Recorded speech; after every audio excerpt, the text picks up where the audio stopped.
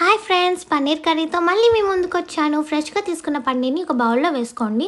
పసుపు, కారం, ఉప్పు వేసి ఫుల్గా మిక్స్ చేయండి. 1 టేబుల్ స్పూన్ ఆయిల్ని కూడా వేసుకోండి ఫ్రెండ్స్. నీట్గా మిక్స్ చేసేసుకోండి. ఒక ప్యాన్లో కొంచెం ఆయిల్ వేయండి ఫ్రెండ్స్.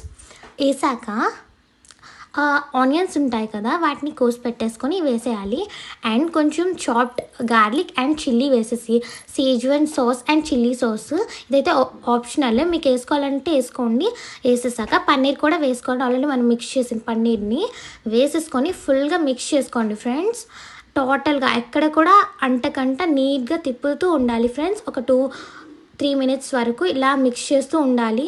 సో ఎప్పుడైతే ఇది ఫ్రై అయిపోయింది, సైడ్స్ కూడా కొంచెం ఉడికింది అనేటప్పుడు మనం వాటర్లో కార్న్ఫ్లోర్ని వేసేసి నీట్గా అక్కడ చిన్న చిన్నవి ఏవి ఉండకుండా కలిపేసుకొని కర్రీలో వేసేసుకోండి ఫ్రెండ్స్. దీనివల్ల మనకైతే కన్సిస్టెన్సీ అనేది బాగా వస్తుంది. అండ్ మీ దగ్గర ఏ మసాలాస్ ఉన్నాయో అవి యూస్ చేసుకోండి. అండ్ నేను హెల్త్ బెనిఫిట్స్ కోసం క్యారెట్స్ యూస్ చేశాను, సో క్యారెట్స్ కూడా వేసుకున్నాను. అండ్ ఇదంతా నీట్గా కలిపేసుకోవాలి ఫ్రెండ్స్.